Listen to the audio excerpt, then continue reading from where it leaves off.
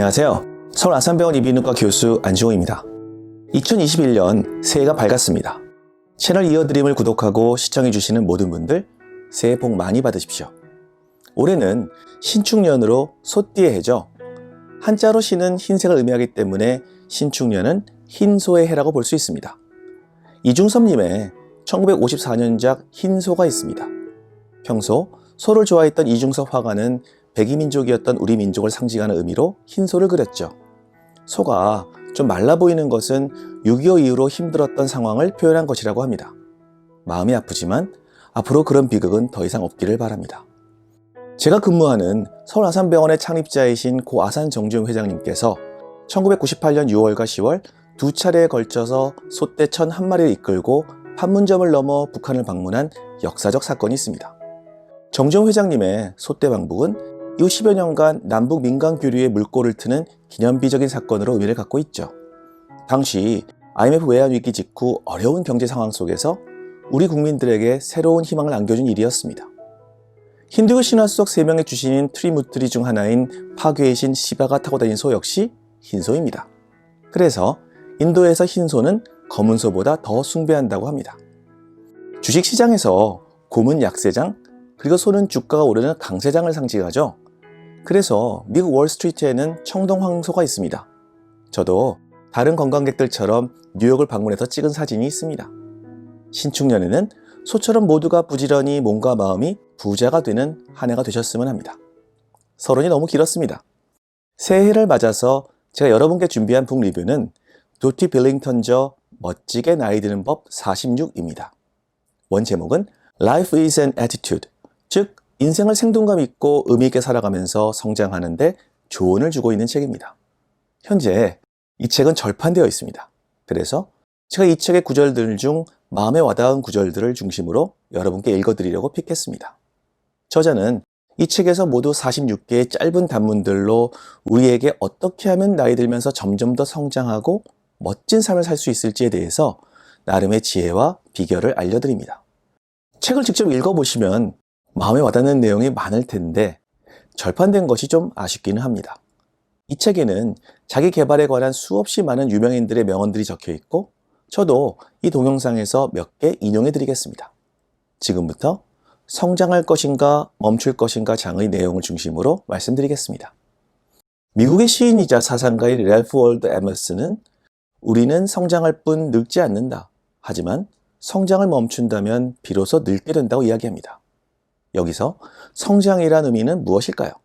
이 책에서 저자는 성장을 생각의 깊이가 깊어지고 세상의 변화에 맞추어 보다 유연한 사고를 할 수 있게 되는 것으로 정의합니다.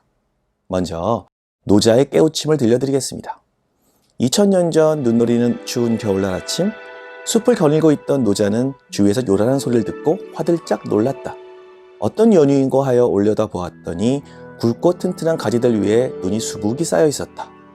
이 가지들은 처음에는 점차 무거워지는 눈의 무게를 구부러짐 없이 지탱하고 있었지만 마침내는 그 무게를 감당하지 못하고 요란한 소리를 내며 부러져 버렸다. 반면 이보다 가늘고 작은 가지들은 눈이 쌓임에 따라 자연스레 휘어져 눈을 아래로 떨어뜨린 후에 다시 원래대로 튀어올라 본 모습을 유지하는 것이었다. 아하, 그렇구나. 형태를 구부러뜨림으로써 변화하는 것이 버티고 저항하는 것보다 훨씬 더 나은 이치로구나. 이것이 바로 노자가 얻은 깨우침이었습니다. 흥미롭게도 서양의 이솝우화에도 비슷한 이야기가 있죠. 숲에 떡갈나무와 갈대가 살았다. 떡갈나무는 바람이 불어오자 튼튼한 기둥으로 떡 버티며 자기의 힘을 자랑을 한다. 이에 반해 갈대는 약한 바람에도 이리저리 휘자 이를 본 떡갈나무는 힘이 약한 갈대를 놀린다. 그러던 어느 날 태풍이 불어오자 힘만 믿고 버티던 떡갈나무는 부러지고 만다. 그에 반해 갈대는 여전히 자기 자리를 지키고 있다. 부러진 떡갈나무는 갈대를 보고 힘만 믿고 자랑한 자신을 부끄러워한다. 인생에서 나와 다른 생각이나 주장에 맞서는 것이 아니라 상대를 이해하고 유연하게 생각을 하고 지금까지의 나 자신의 루틴만을 고집하지 말고 내 주변과 환경의 변화에 맞추어 새롭게 적응해 나아가야 한다는 생각은 예나 지금이나 동양이나 서양이나 공통적으로 갖는 진리인 것 같습니다. 고대 그리스의 철학자 헤라클레이토스는 세상 만물은 늘 변화하며 고정적인 것은 아무것도 없다. 우리는 같은 강에 2번 몸을 담글 수 없다라고 말했습니다. 우리가 변화를 기꺼이 받아들이고 삶의 자연스러운 흐름에 몸을 맡길 때 우리는 비로소 더 나은 존재가 될 수 있죠. 영국의 경제학자 존 메이너드 케인스는 변화에서 가장 힘든 것은 새로운 것을 생각해내는 것이 아니라 이전에 갖고 있던 생각의 틀에서 벗어나는 것이다 라는 말을 남겼습니다. 사실 지금까지 익숙해져 있는 나의 일상에서 벗어나 새로운 지식, 업무, 취미, 가치관 등을 만들어가는 과정은 편안하지만은 않죠.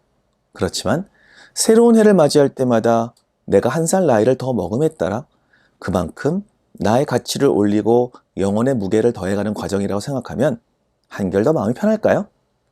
저는 작년 2020년을 맞이하면서 의대 교수로서 지금까지 해오던 진료, 수술, 그리고 연구와 교육의 틀에서 벗어나 뭔가 새로운 시도를 해보고 싶어서 유튜브 방송을 선택했습니다.